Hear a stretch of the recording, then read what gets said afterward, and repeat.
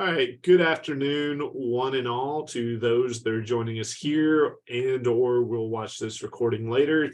Welcome to the last of the TLC conversations for the 2022-2023 academic year. It's been wonderful to have everybody throughout these this academic year. As far as I know, Nal, when she takes over the chair position, is planning on continuing these.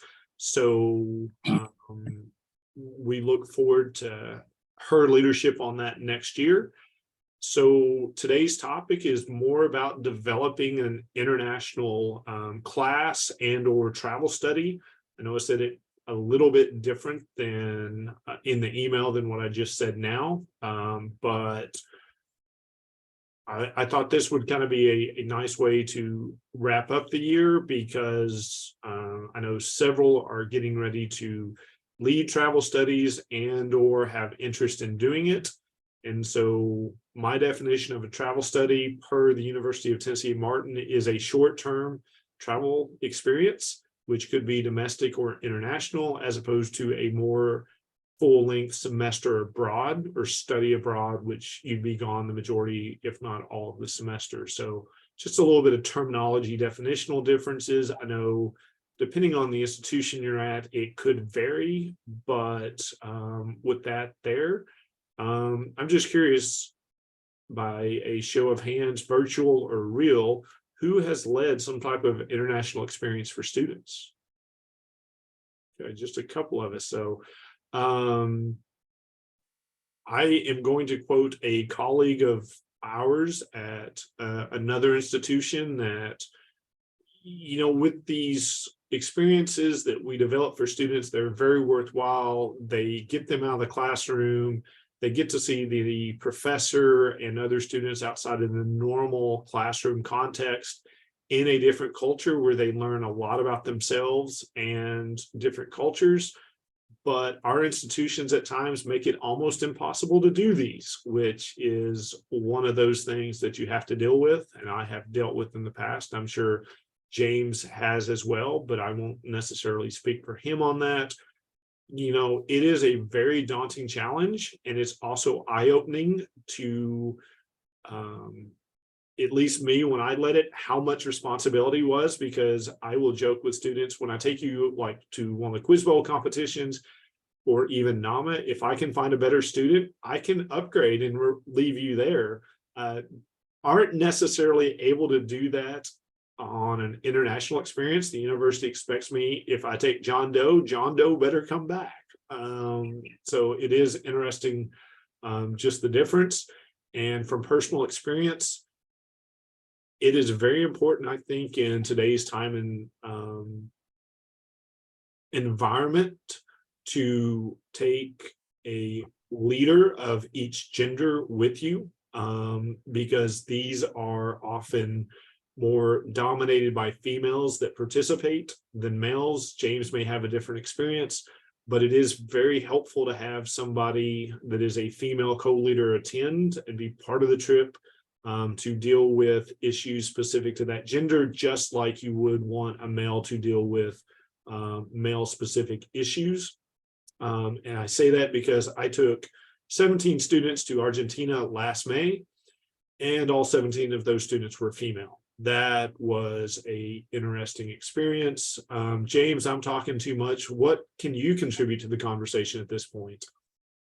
Just follow up a little bit on all of that you said. There was a lot there. Kind of working backwards.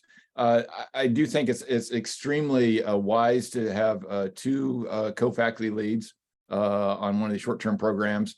They're very intense in time and focus. You don't have a lot of slack or downtime. So if there's only one faculty lead and that faculty person gets sick or indisposed, one of the students has now got an issue and the faculty person has to focus on that one single student, you have the other 15, 20 students unmoored and undirected.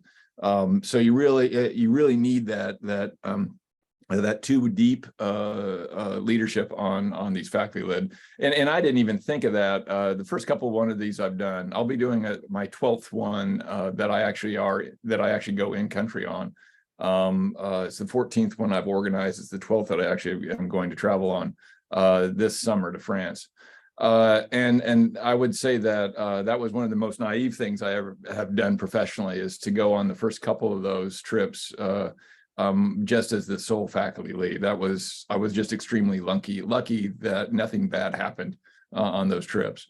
The gender mix is a very a good idea. I mean, I'm not absolute on that, but I think it definitely helps if you've got one of the faculty who's female, one of the faculty who's male. That definitely, I think, helps on a lot of the dynamics and a lot of the dimensions of the intensity of the program. Your comment about how you take 12 over, they expect you to bring 12 back is true. That's a fun way to talk about the fact that you are on, it is 24/7 when you're on these international programs. It's if a student gets, I don't know,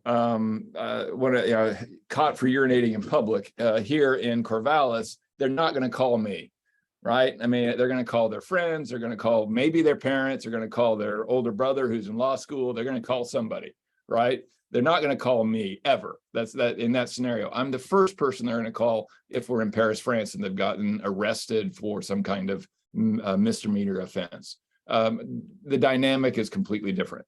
And so, that's the other thing I would really emphasize is when you sign on, you're really signing on for a 24/7 duty while you're in country. What else? The other, I think the gender bias definitely nationally is more female, always is tilting female now. That's universally true in all the data, whether it's study abroad long-term or these short-term faculty-led programs is what we refer to them here. It definitely skews female, definitely skews towards those who can afford it. I think the single largest exasperation I have with study abroad, short-term or otherwise, is the fact that cost is prohibitive. And there is a subset of students who can go and there is a whole lot of students who cannot, simply because, I mean, my program this summer, $5,000 program fee, another $2,000 with a plane ticket, spending money, et cetera, et cetera. So you're looking at $7,000 for 18 days in France. There's very few, there's just a subset of students that can come up with $7,000 for that, and there's a whole lot of students that can't. And there are efforts on campus, there have been efforts immortal forever that say, yeah, we need to help subsidize that, come up with scholarship funds, this, that, and the other, but quite frankly, the money's not there. And that's just and that's the other thing I always say, if you're talking about, and I'll close with this comment. When you're looking at how costly study abroad is, there's three cost issues. What's the out of pocket for the student, and that can be prohibitive, as I've just said. There's the cost of the faculty time. If you are going to put together one of these programs and you think that the budget that will then translate into a program fee will cover your salary, then you're going to have a very expensive program. And so it requires supplemental funding from some source, your international programs, your dean, your foundation. Somebody's got to step up and cover the faculty cost. And then the third cost is you've got to invest institutionally in just the staff and the personnel that know how to administer and do the backstopping on the ground. Somebody in your international programs office, those resources, the more that they're there, the easier these programs are to pull off as a faculty member. So that's kind of the three-legged stool that all require money. And all of them are potential barriers to having a successful study abroad program. You can pull it off if you get lucky, great. It is by far the most impactful thing I can do in terms of my teaching mission. There's no other way that I can replicate the experiences and the opportunities to learn that I can create with the study abroad program. So, I mean, there's a huge upside to it, but there are certainly challenges as well. Is that a good enough response to yours opening comments? I think so. I've got somewhere I want to lead the conversation, but I want to give those that haven't been involved in development of these time to answer a question before I go say some stuff that brings James and Hannah into the conversation again. So, any questions? The question I've got is, I know James has, oh, I'm sorry. Go ahead, Aaron. I just could find the hand raising button a lot faster than I could find my mute button. So, hold on a second. Obviously, I can't multitask. So, I was looking at doing one of these in New Zealand, and I got just blindsided. Not so blindsided as much as my ignorance was revealed on the process and how much it takes to, and the lead time that it takes. I echo James. I ran into the resources here at Kansas State. At first, I didn't understand them. At first, that they seem to be absolutely absurd. The requirements and expectations. For example, we need to have this all planned out about somewhere around 18 months before we leave. And anybody that's dealt with any kind of airline tickets knows that going anywhere, let alone internationally, those tickets change in a heartbeat. And they can swing not just to a couple $100, but we're talking. I missed my tickets on going down to New Zealand. I missed it by 1 week. I looked at it. It was looking around $2,200 when I went back to purchase it because I don't. Long story on another time. It was $1,000 more for just 1 week's difference. So, but there's a lot of value in doing that model. And the great thing is that we do have a lot of resources available in planning. But the thing that I ran into was the planning the event in country. How you all do that, that'd be something I'd be really interested in talking about. I've got everything from the Mike Bowen model to that, he did everything to turn it over to, there's a company out of New York, Ag Experiences or something like that. EF is one that I can think of, not to cut you off, Aaron. That's fine. So I'd just be really interested to see what you guys do there, but also talk about maybe the split between activities and scheduled time versus cultural time versus free time. Scares me to half to death to turn 21-year-olds loose in Christchurch downtown and hope that they'll make it back. That's actually the question that I was going to, so I'm glad Aaron posed it, so it didn't come from me. James or Hannah, you want to go first?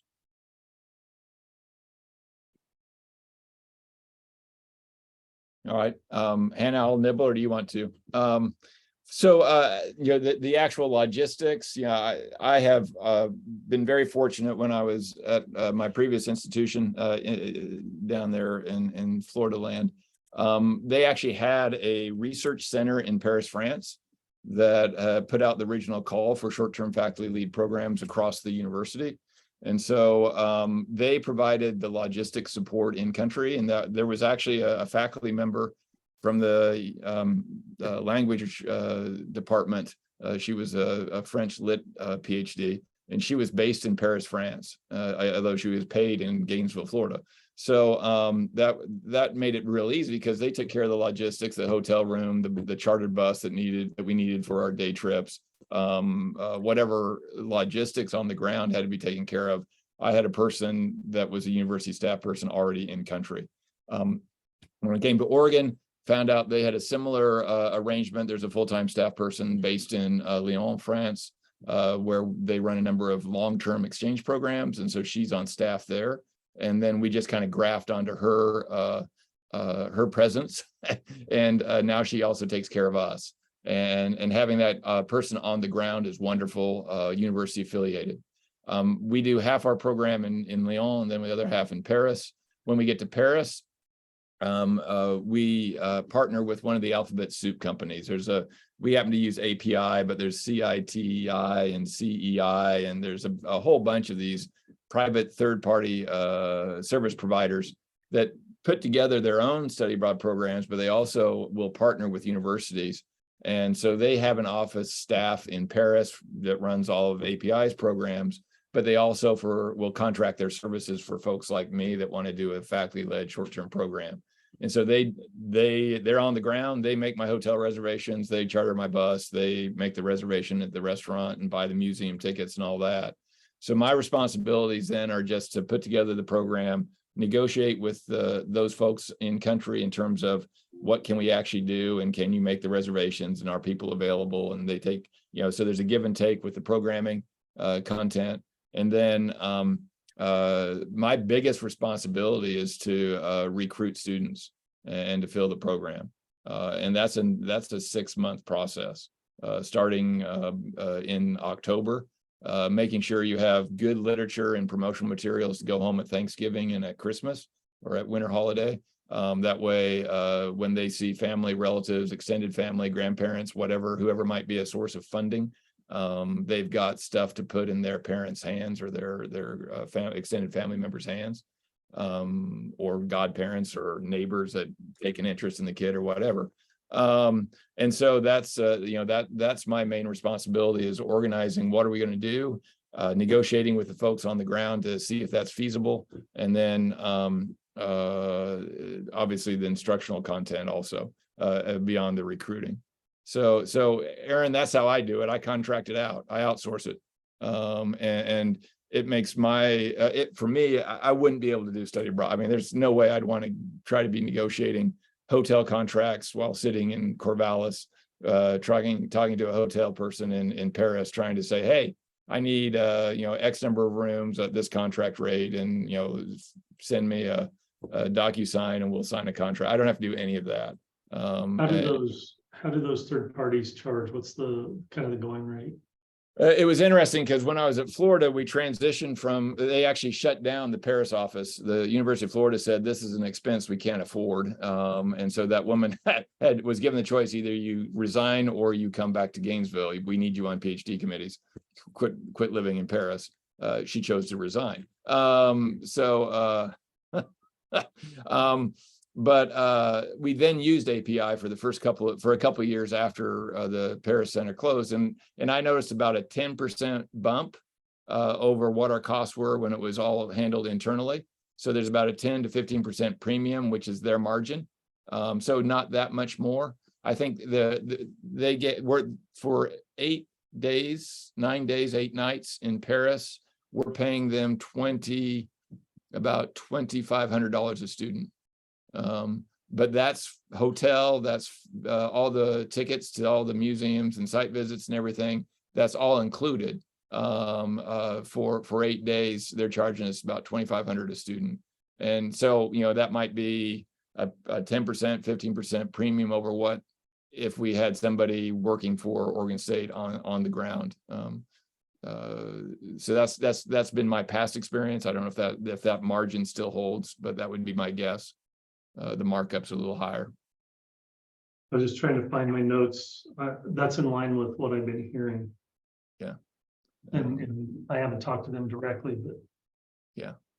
So it's and they gave us a price break. Their pricing structure is if you have a small number of students, a medium number size students, and then if you have more than 21 students, they give you a nice price break. Last year we took 24 to France. We're only taking 16 or 17 this year. I still have a fence sitter. But so we'll have to pay a little more this year on a per student basis because we don't have as many going. And then I'll let others talk, and then I'll circle back to, what kind of program do you put together, and how free do you let them reign? Free range them, or do you have to keep them corralled? I'll comment on that in a little bit. Hannah, do you want to jump in, or do you want me to go ahead? Yeah, so I mean, as far as using a third-party third-party company versus doing it kind of build your own, done both and helped organize both. And I think it just kind of depends on the country, the location that you're choosing. OSU, obviously, we have a great international travel office and global studies group that helps us facilitate all of this. The study abroad that I'm on this semester is a canned one, tour company that has helped. It's in Israel, so that there's not a lot of easy public transportation. So using the company was really helpful. The trip is more expensive than some of the other ones we're offering, so it's on like the $5,000 level basically for students. They all got $1,000 scholarship, so it ends up being not too bad.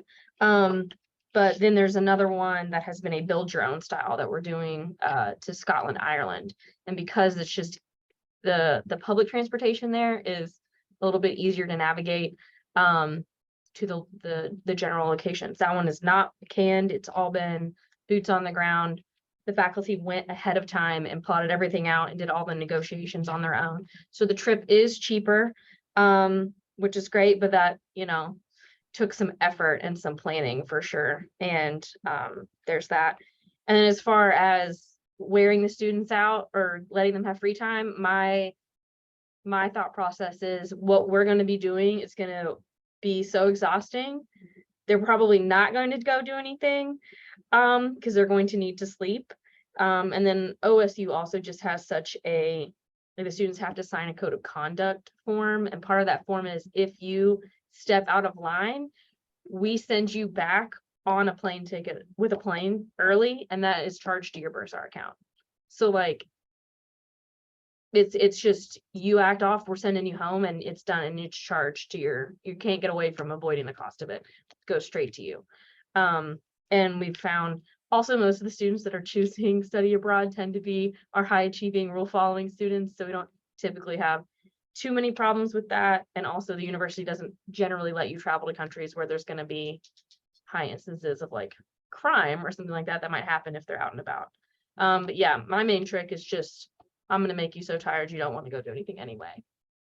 So that's it. Can I follow up on that real quick? There was a situation down at the University of Florida when I was still in faculty down there where there was a study abroad program in Rome or in Italy. I think it was in Rome. But I don't know if any of you remember, and I mean, I never watched it. I just knew it existed. The Jersey Shore, that was a TV reality television show. Anyway, they went off to Italy for a season or part of a season. Some UF student knew they were going to be there, purposely put herself into the movie, the show set, and went off and kind of missed a day.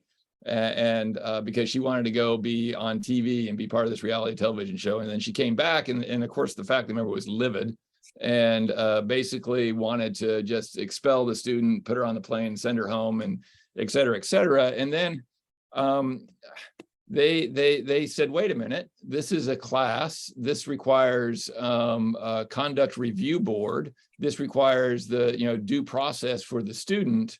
And in the end, the provost basically threw the faculty member under the bus and said, no, the student should not have been kicked out of the class. The student should not have received an F. The student did not receive due process.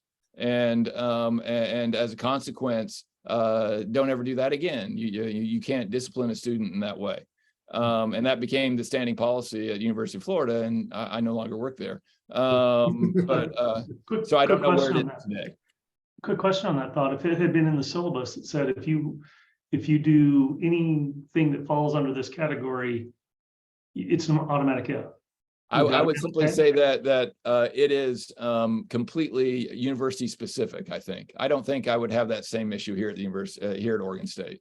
But it became an issue at Florida, and that's how it was resolved. I'll tell you what, it seems like a pattern with Florida. Everywhere I go, there's always a Florida student that gets kicked out of something. Yeah. There's a reason Florida man is one of the most widespread jokes of our time. But I try to do it more with a softer touch in terms of creating expectations in a culture, because we have numerous pre-departure gatherings, and even during the recruiting process, I make it very clear that you should do in France what you can only do in France, not what you can do on Monroe Street here in Corvallis. I mean, you can get drunk in Corvallis. Why would you spend time doing that in Paris when you can do so many other things in Paris that you can only do in Paris? And that generally that kind of sets an expectation, as well as sets I think for the students a realization. And I've never had a disciplinary problem in 11 programs that I've led. I've never had an issue of students getting in trouble. They've all, now there's been some drinking, there's been some late nights, but never to the degree where it interfered with their ability to participate in the program or cause me problems. And I guess that's my barometer. Did I have to then do something that I wasn't going to do or didn't want to do because of their behavior? And that's never been an issue. So I think Hannah was right. Because there's a selection bias in who does these programs. They tend to be the better students, the more engaged students, the students who want to make the most of the opportunity. So it's about experiential learning, and I do everything I can to push them out the door as early as I can. The day we arrive in Paris, we give them a selfie scavenger hunt kind of experience where they have to go. We give them a list of destinations where they have to go in groups of 2 or 3 and get selfies in front of all these landmarks around central Paris. And we give them kind of a map to follow, and then we send them out incrementally. But they have to take the bus, they have to take the metro, they have to figure out public transportation, they have to understand signage. How are street signs different in Paris than they are in the US, and that kind of thing. That selfie tour immediately puts them out there and gives them the confidence and the skills to be able to get along for the rest of the week. And so I'm very much about trying to get the students to be as independent as possible, and then follow up with Hannah's plan. Schedule the dickens out of them and get them up as early in the morning as you can and keep them engaged, with multiple activities every day. And they're just exhausted. And that's the best way for a student to be on study abroad, just exhausted.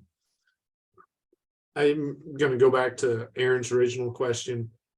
I also use API. This is the second straight year I've used them. My initial plan had been going into the Argentina trip.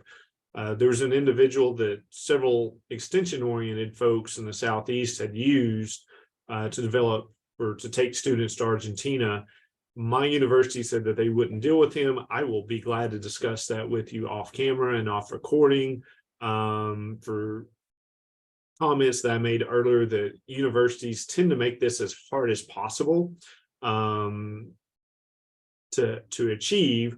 And so they nixed that individual, and then enough students apparently complained to high-level administration that they were able to find API, and then our university has established that relationship with them, and they've got a scholarship program. And I'll be glad to send you any of the API stuff that I have, because they created a wonderful program in Argentina last year, and it looks like we're going to have another good one in Scotland, Northern Ireland, and Ireland this year. Last year, we ran the dickens out of the students. That, we stayed in downtown Buenos Aires for a few days, and we were going, an hour and a half, 2 hours outside of Buenos Aires to see ag-related stuff. Went on to Rosario, Mendoza, same kind of thing. And then, the cultural differences and being all females, they tended not to stray outside the hotel after hours after we get back on an evening. It will be interesting to see what happens this year, because of the fact there won't be as significant language and cultural differences in the 3 countries we're going to. So that's going to be interesting. Still, like Aaron and not Aaron, James and Hannah have said, that we are definitely got them loaded up on activities. And, given that, we told API when we started this relationship for Argentina, we wanted to go see ag stuff. Our cultural stuff is a little bit on the light side, especially in Argentina. I think it might be a tad light in some places in Ireland, but in Scotland, but that doesn't mean we're still not going to see the Titanic museum or Loch Ness. We're still giving the students that opportunity, but some of the cultural stuff that you might see with more of a liberal arts type mindset, we're kind of avoiding.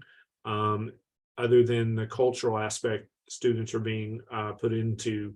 So there's that in terms of who we're working with. Academic Programs International in Austin, Texas, wonderful, college centric. I think what they do is reasonable. It kind of leads to another question wanted to throw out before the group. that, in terms of recruitment, I've got a wonderful veterinarian in the animal science side of things because we are a combined agricultural department. I do all the behind the scenes administration and working with API. She does all the recruiting. And so, when we announce that we're doing a trip, normally we've got more interest than we're going to take students. And so that's wonderful, which helps us with the price breaks that James mentioned.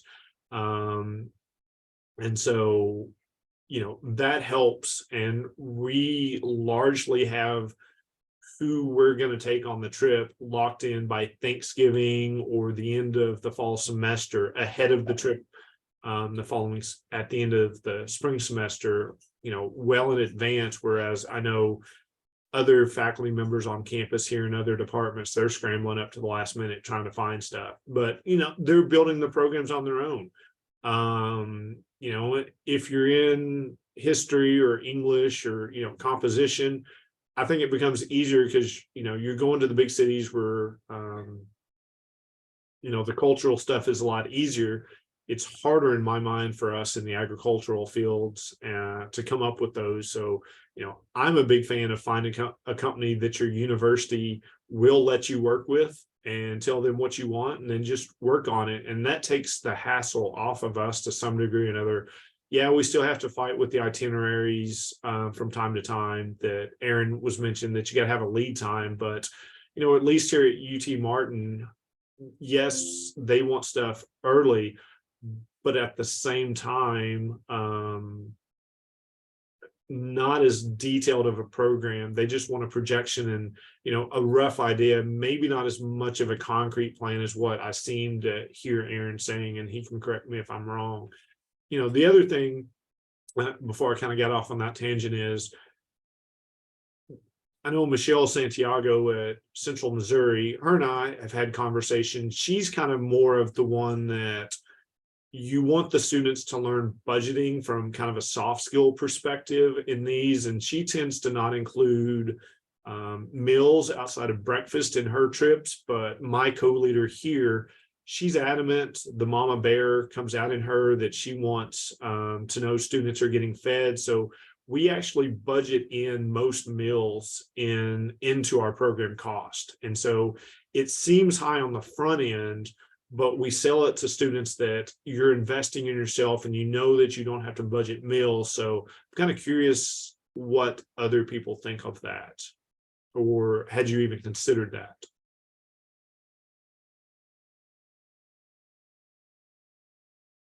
As far as like the food being built into it or not? Yeah. Yeah, I think I lean more towards like how James said, of like the whole point of study abroad is the cultural experience. You got to learn to navigate the transportation, the signage. You also got to learn to navigate the different food. That's a huge part of a study abroad part. So some of our meals are built into our plans, whether it's both a canned trip and or it's been fully faculty organized. But part of that sometimes free time, we have a couple meals that are, this meal is on your own. And then we'll give them like a list of suggested places. Like we've done the work for the student in theory, but they're supposed to go do it on their own. I'm not going to spoon feed you. So the whole, we're not going to be a helicopter parent. That's not no. And I'm a lot similarly, Hannah. I mean, it's I with our hotels, they always get breakfast at the hotel. I mean, I want to know that they've got one good meal in them, or at least a chance to eat one meal to start the day. So I've always requested, and I've always managed to arrange that they always have breakfast. So at least they start the meal with a full, start the day with a full belly. But there's very few other meals that are included unless it's related to our programming. So Aaron, we were this summer and last summer, we went go to a farm that's big on agritourism. And so they actually do meals of their own products that they grow and produce, as well as in the region, the local, they source locally for those meals. And so that's part of the experience, is to go out, do the farm visit, and then have lunch at the farm. A couple of the other day trips where we're actually leaving the cities and going out to see, as Russ said, this, ag stuff. We've have also sometimes done sack lunches. I had a local bakery or restaurant, make baguette sandwiches, and they go out. So it's everybody gets a sack lunch, and that actually is a very affordable way of giving them food when you're kind of out in the hitherlands and there aren't restaurants or grocery stores or whatever that they could go to and get food. So those are times when I'm most likely to provide a meal that's not breakfast, is when we're out and about, and it just makes the day focus on the activity and not in the middle of the day, oh, we've got to stop everything and go find a restaurant somewhere. And so that's helpful. But I very much want them to figure out how to feed themselves while they're traveling, and in terms of life skill and just self-care is part of that. And so I as much as we can, I like to have them do their own meals. So that's how I would handle the food item. Yeah, I bring that up because it is a consideration that, you got to think about, especially in light of the cost. I would default more toward what James and Hannah said, just given, the experience I had as a student on a short-term trip that, it was on me for, pretty much everything other than breakfast. So you had to be smart with your money.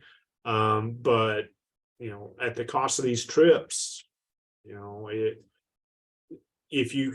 in my mind, if you can tell the parent or the student that, yes, this is expensive, but you're going to get that money back, you're prepaying in a lot of ways, I think that helps. And I do understand my co-leader's concern about, making sure they get something to eat and help them budgeting. But, it's one of those things where, if I had a different co-leader, we probably would have a different approach. But, this individual is great at recruiting the students and don't have to worry about making and therefore, because of API's price breaks that James mentioned, get a very low cost to the student to begin with. That, I'm okay with that trade-off because you're investing in yourself, you're prepaying for those meals. But, the way that we're doing it this year, yeah, you still got a budget. So, if you have a really nice meal several days in a row, you're going to have to skimp later on because of the voucher system that we're going to use. So that's something to think about. James, let me go back to one other thing that popped in my mind. We were talking about the code of conduct and the Florida situation and what happened with or what Hannah described with OSU. We came up with a similar thing that the students signed that, basically these things result in a warning. 2 warnings get you sent home at your expense. And then there's some red flag things, essentially, that if you do those, you're going home fairly quickly. It may not result in immediate dismissal or immediate sent home, depending on, if you broke a felony type law in the country you're visiting, the local condition or implications still apply, but you're going to get sent home fairly quickly. And, we have, I think, that would hold up to scrutiny, but we thankfully haven't had that been pushed on that just yet. But given that trip participation is part of the course grade, I think we probably can skate by on that. But as soon as I say that, watch something happen this May, and as a result, realize that no, it actually doesn't hold water. So go ahead, James. No, I just on the food. One other thing we do is when we're in Paris, we actually get a hotel room. This is something that API suggested, and for the price point, they were able to do it. Hotel rooms with kitchenettes, so that if they, if they're running low on money and Paris comes after Lyon, they've been in country now for 12, 14, 16 days, money's getting short. They can actually go to the grocery store and or take home food from the restaurant meal or whatever. So they can, so that's another way to help with the food, is if you have a way to prepare food at your lodging. And the hotel we're staying in Lyon has kind of a hostile feel to it. They've got a mix of rooms, whatnot, but they've got a communal kitchen that you can use as well. So actually the students who who want to really save money could, take advantage of the kitchen there as well. So that's another way to save money, or have students budget money, is that, you could, you can buy grocery store supplies and prepare it yourself. That's another option on the food. One of the other things that was offered when I was talking to folks in New Zealand was when we're in Christchurch, there's a wonderful YMCA. We actually even toured it. And it's about a third of the cost of regular hotels. And they have one of the, like the dinette area or the kitchenette type areas that they can cook some meals. So that's a great idea to add on to that. So. Yeah, we also encourage our students. We have for trips where the package includes a checked bag, especially for our Israel trip. We're out for a large portion of the day, so sometimes your breakfast is your main meal. So we tell students we check some food, some snack type things, pretzels, granola bars, peanuts, things that are, if we're out, there's that as well. And we also build in stops into stores for students to pick up food on their own. So. And Aaron, back to your question in terms of what do you schedule and what's the balance? So this is a 2-credit class that I'm teaching along with my co-leader who's teaching a 2-credit class. These are academic exercises. They're getting credit. Built in that program fee was 4 credits of tuition. There's an expectation that there's X number of faculty contact hours, that there's actually course content delivered that's academically meritorious, and all that. And so with our programming, I try to make 3 site visits a day or 3 activities a day. That kind of gets to the exhaustion side, but generally it's as a default model. What did we do today that's for my course? What did we do today that was for the other course? And what did we do today that was somewhat culturally enriching? So do we go to and what I've been able to find is that try to do some kind of food systems is kind of French food culture is what my class is. And so something related to food, something related to climate change, which is is France's response to climate change. So that may be a guest speaker, that may be a site visit, that may be, whatever. And then often later in the afternoon, do the site visit. So let's go, all the major museums in Paris stay open till 10 o'clock at night, 1 day a week. And so schedule that museum visit for the day they're there till 9 or 10 o'clock at night. So students can go and stay as long as they want. And so you can kind of coordinate those cultural activities. Generally, I try to put them at the end of the day so that they still get them, but I have their best energy levels for the learning opportunities. That's another side that we haven't brought about is, what do you do in terms of what gets graded? And I'd be curious to hear what Hannah and Ross have to say about that in terms of what you guys do for graded materials or even if it's a pass fail, what merits pass and what merits fail from an academic side, because I'm always struggling with that, and it's just a matter of humility. I used to give these really intensive assignments the first couple of years I did this, and then I'd go down to the hotel lobby and all the students are sitting at 8 o'clock at night in the hotel lobby, and he says, "What the hell are you guys doing? Why aren't you out and about?" And he says, "Well, we got your assignment to do." And I'm just not that good of a professor that I can assign a task, a homework assignment that is justifiable for the opportunity cost of not being out and about in Paris, France. I go experience something in Paris, sit in a hotel lobby in Paris working on a homework assignment. I can't write that good of an assignment to justify that opportunity cost 9 times out of 10 or 100 times out of 100. I've really backed off the intensive in-country academic work because I just can't justify it. So I'd be really curious to know what you guys think. Go ahead, Hannah. Yeah, so for our trips, we do a lot of the pre-meetings, like what you mentioned, mainly just to kind of develop just group unity and safety wise. I want you to know everyone. So when we notice if someone's missing, that helps me out. But that's where a lot of those kind of like true assessments come in. So we have 2 smaller kind of writing assignments they have to do.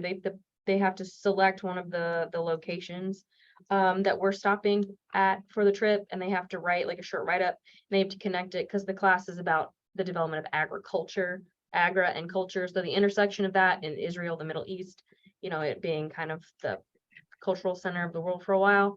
And so they get to pick one of those things and that they are interested in the most, and write about that. Then they have to also give a small presentation, like a 5 to 7 slide PowerPoint to the group, covering what they wrote about. And then they have to answer and ask questions, and it's kind of like a feedback session. So that's before they have to do it. While they're there, there's an assignment that they have to journal their daily experiences. Fun fact, we don't tell them this at the beginning, but we don't collect the journal. So we give them some prompting questions. And the nice thing about this trip is we are on a bus sometimes for a long period of time. And yes, we want them to look out the window, but it's Israel. So like some of out the window isn't going to change much, especially the time of year that we're there. It's going to be hot. So it's going to be dry and rocky. So once you've seen one dry rock, you've seen a lot of dry rocks. So we want them to use some of that bus time, some of that not fun travel time to journal those things, and we'll prompt them and remind them to do that. But we want them to actually, you know, a lot of these kids are from Oklahoma and have not left Oklahoma ever. So we want them to kind of have that cultural experience, and they might write things that we want them to write things that we don't really need to read. So we don't actually collect it, but we don't really experience an issue of the students not doing it. So they can turn it in if they want to. If they want us to read it, we will. And then afterwards, they do have to write a longer research style type paper. That's due at the end. But yeah, we don't want them really doing anything other than the journaling on the trip, because it's supposed to be experiential. And I wouldn't really want to change it. As a student, I've been on the trips where there were assignments, and I was like, well, this just sucked all the fun out of it. And I am the person in the hotel writing the thing, and I'm like, well, this is silly pants. So I definitely try to not do that, for sure. So for me, I was pulling up the syllabus, just so I can, I don't know, I said I did. I close it. Yeah, so we do some of the things that Hannah mentioned. Let me get to it. So trip participation is 25%, journals is 25%, presentation and assignments 20%, attendance at the pre-departure are 20% of the grade, and then class participation while we're here is kind of the way that we break it down. So we make them do a short 8 to 10 minute presentation on something that we're going to see while we're in country, and that way it builds some excitement. And it also works a little bit on the soft skill presentation aspect for students, to give them a little bit more comfort being in front of audiences. That is not a bad thing. And it also, for those that, you know, don't know much about some of the finer details of certain things, it lets them know. And that can be either more from an agricultural standpoint or from a cultural standpoint. The journals, we being co-leader and I, we kind of have a different philosophy on this. I can say when I was part of a short-term study of trip back in college, the professor in the class read the journal. For us, here now as a faculty member, we've kind of got different opinions. As I said, I think it's fair game to read it. She thinks it's a little bit intrusive on that, but you know, we do tell them that it's part of the class. And the issue that we ran into last year was there's some students that had some fairly personal things of a private nature occur shortly before they left, that they were processing and working through while they were on the travel study. And one of them about had to come apart when they saw that I was reading somebody else's journal on the departure flight from Buenos Aires, and went and complained. That student wasn't aware that I asked the student, do I have permission to read it? So if you are going to use present journals, be careful with that, especially if it's somebody of the opposite gender, because that can create a lot of unnecessary fear and panic and gossiping. So protect yourself on that. From from then on, it was, do I have permission to read, or do you want to just show me that there's an entry for each day? So, the way that you could do that, if you want to leave your Canvas course open after you leave, after the semester, so that students can go in and journal and prove each day that they did it. There's one or two ways that you can do that. At this point, we don't require a paper after the fact, like Hannah was saying. I think from our standpoint, that's going to be somewhat of an issue because we've got normally 3 to 7 students that have graduated by the time we go on the trip. And it's a little bit harder to hold them accountable on that, since our registrar's office will not allow us to give that student an incomplete and then come back and give them a grade after the fact. I think that's in part due to state reporting requirements and or law. So be careful on those things in terms of grading. James, did I answer your question? Yeah, I mean, I've tried a range of things. My first approach was to have them do a newsletter in a newsletter format with 4 articles. 2 articles are straight up descriptive. So describe something that you experienced, and then one was an opinion piece. It is so much better in France, or it is so much better in the United States. Having been to France, I now know how much better off I have it at home. And then a comparative analysis. Compare the 2 contexts. And so that, and I really wanted that as both a graded assignment and as a recruiting and promotional material in subsequent years. But that became, that was too heavy of an assignment. I'm now using to some degree discussion boards on Canvas, and getting post something to Canvas about your experience. And then also we're leaning heavily towards videos. So instead of submitting a long reflection paper that I would have to read and grade, I can watch a 3-minute or 5-minute video and have that as a final product. And I would say that all the pedagogical literature about experiential learning, it really emphasizes that the learning doesn't actually take place until you force the students to reflect upon what they've experienced.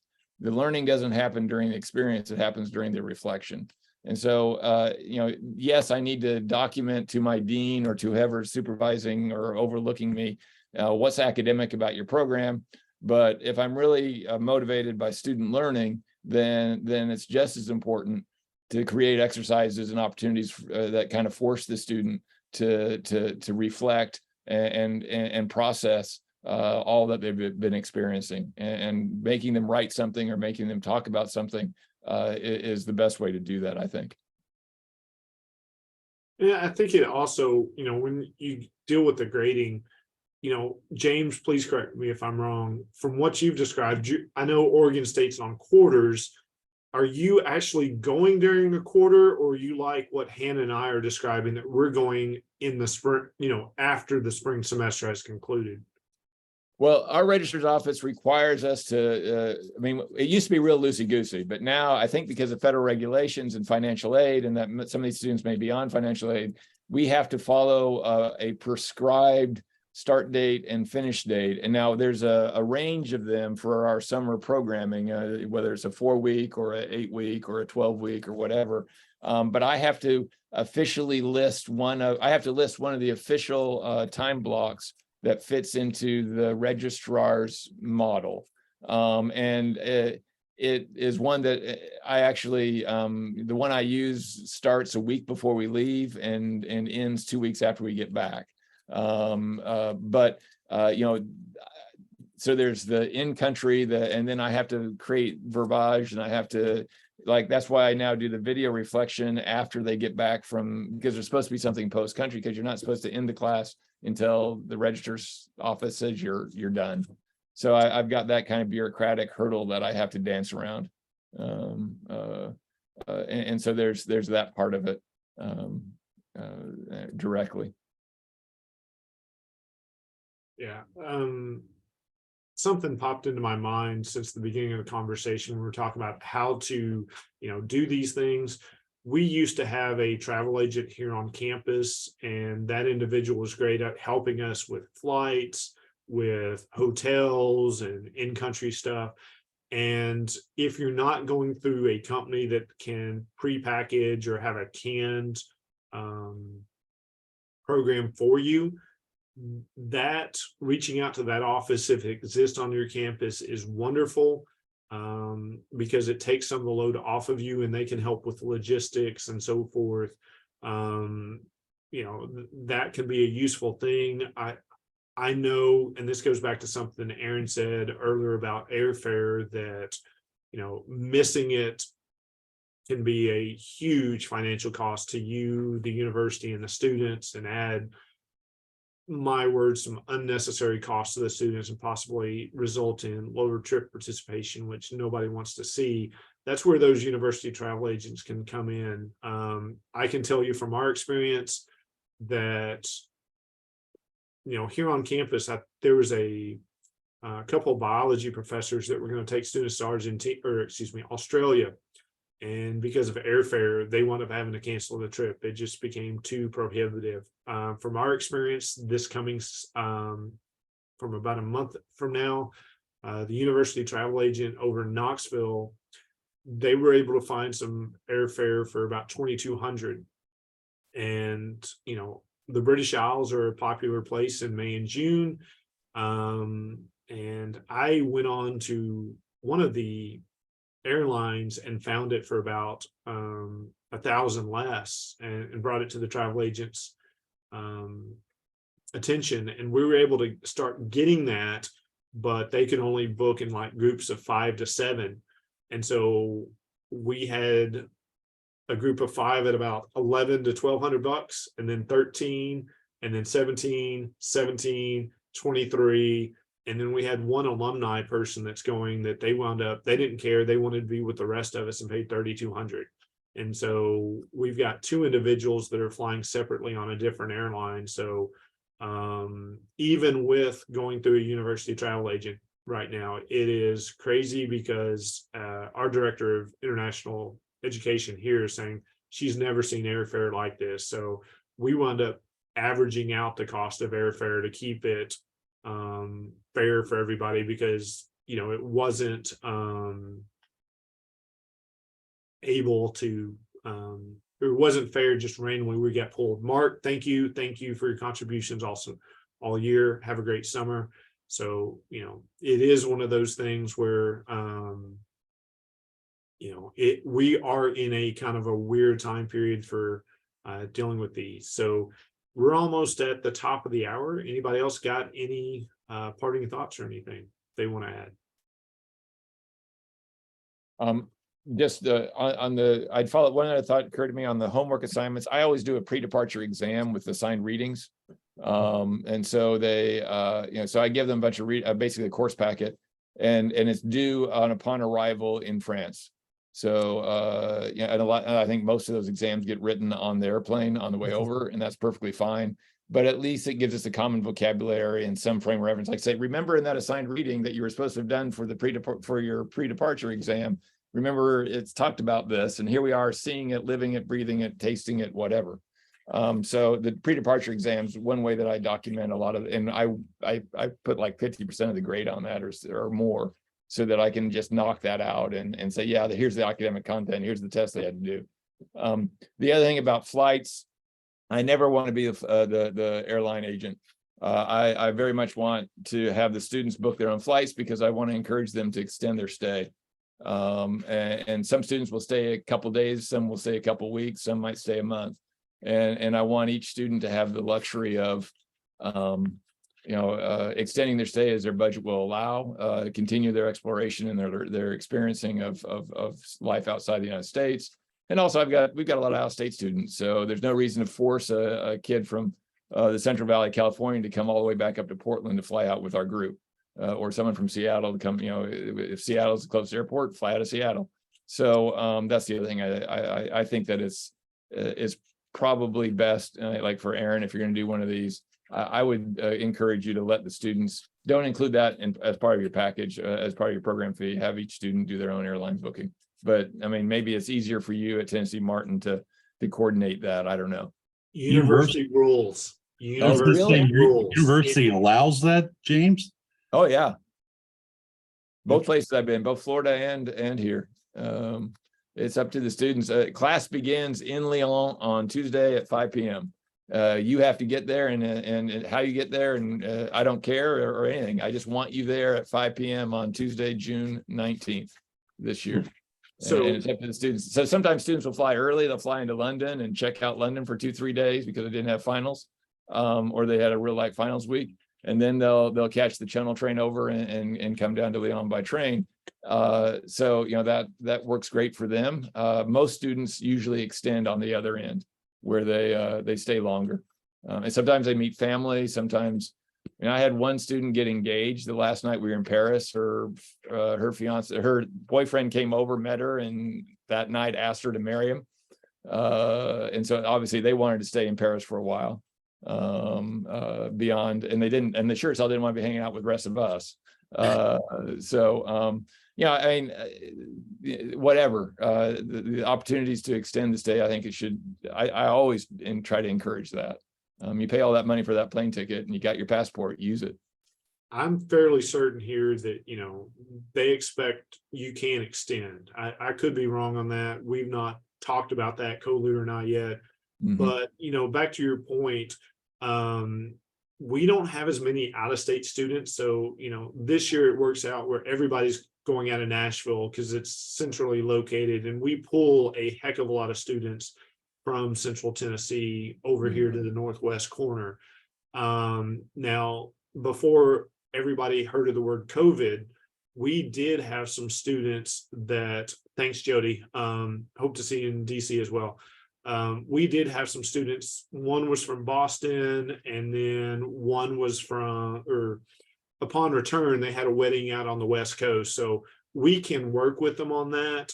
But the plan had been at that point, we were all going to meet up at one airport, and then from there go to Buenos Aires. And in the future, I would certainly do that again, and let the university travel agent handle it. But James, I agree, it would be good, university rules permitting, to let them extend and that kind of stuff. So.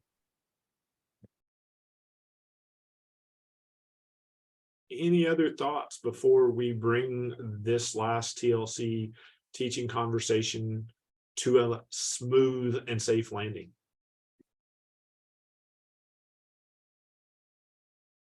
Just reading the chats. It's just hellos and buys. Okay. Yeah. Wasn't too bad for a topic I care absolutely nothing about. So, All right, Stan. Fair enough. Stan, do you care about anything other than just being a curmudgeon? I do, but I had that in Groundhog's Day. Sorry, I failed to get the second one in. yeah, no, I've never dealt international at all. And I can't travel internationally anyway. They won't let me out of the country, When your name is on that list, it's hard Yeah, to go someplace. No, it's actually for that's been that way most of my career because of my allergies. I've been invited to speak elsewhere, and it was always a big joke with my Korean and Chinese buddies. They were like, "Oh, we'd love to take you to, wherever in China, just to walk down the street with you and watch everybody get, gawk. But we couldn't keep you alive because we can't be sure what they put in that daggone pot when they cooked it." Yep. Yeah. So, The other thing that we didn't talk about that's just in terms of administrative support, is this something that your department head, that your dean, that your college and your university more broadly actually wants to support or not? And my career, all of my experiences of this is that on paper they think it's wonderful, but then if you actually ask them to pony up dollars, resources, and or tilt a T&P packet favorably towards it, talk is cheap. And so that's the other thing, is that I believe that this is generally undervalued and not widely supported administratively, unless they're in front of a microphone talking to a group of parents or alumni donors or something. They'll talk the dickens out of how wonderful international is until you actually go to their office and ask them to pony up some resources. Well, Or I to would say, explicitly change the TMP. no, I would say the same thing goes even with trying to get domestic industry interaction. I mean, that we struggle with that here. We have a couple, I didn't say anything because I don't have much to do with it, but we have had a couple of regular international trip programs like you guys are talking about. I don't know if there'll be any in the future. They couldn't get anybody to run it this year. No, none of the faculty were willing, able, whatever to do. It's a trip with France that they've done. There's been some talk about maybe doing one to Italy, but that's because we have a faculty member who would prefer to spend all her time back home in Italy anyway. So she'll put it together, I guess. But yeah, it's on the other hand, the kids can go through campus international programs, and most of those here at least end up with a food component, if not a farm component, a food component. Our program is food and ag biz. So, you know, as I've said many times, 90% of my students don't know what a cow looks like. If I'm lucky, by the end of their time in the program, they'll know what a cow and maybe even a pig looks like, you know. No, that's you know, and that's what my department head always used to tell me. My former department head was this idea that you know, there's third-party providers. Why are you? I mean, just let them take the students overseas. Let the APIs of the world do all study abroad, and you know, they have a comparative advantage. That's their specialization. We're economists. We understand that they should do the study abroad, and you should do what you're supposed to be doing as a PhD ag research faculty member. And that's not study abroad. So you know, that's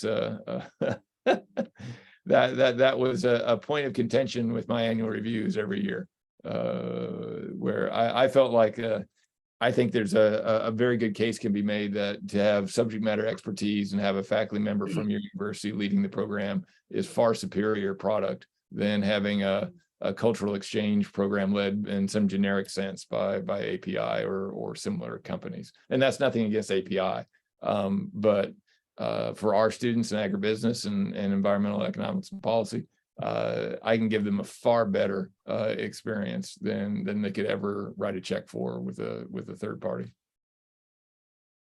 If you can get the third party to do the logistics, like a couple of you guys were talking about, that sounds like a good thing to me. I mean, I know what it's like to even just have to deal with logistics to, you know, take a NAMA team somewhere or whatever group of people. It's Extension travel studies domestically with producers. I mean, it's the same thing. Oh, You know, and James is right about the specialization. Yeah, let them do it, and you know, you get a better product. And it, to me, it helps a company like API or another third-party vendor, because now they've got a canned program that they can sell to others and build and create a win-win for, you know, more than just themselves. So, you know, I'm biased on this. I'm a believer. Want to keep doing these. So anyway. yeah. Anyway, you guys all going to be in DC? Planning on it. Planning on it. Yeah, I'm going to try this. This will be my every 4-year attempt to get to a meeting, because I don't travel very well these days, and that's only slightly beyond my normal driving distance. So when I get there, Aaron, I'm going to need a piggyback ride out of my truck to the check-in desk. I expect you to be there for me. I'll have James right there for you, man. Okay. All right, gentlemen. I'm going to go on and I'm going to sign off. I got some other stuff I get done. It's Friday afternoon, and would like to tend to a couple of things before the day gets over. In fact, I think I have a departmental seminar I'm supposed to go to in 20 minutes. Thank you for everything you've Sure. contributed this year, to all those that are here and or have watched later on. Wish you a wonderful summer. And with that, we will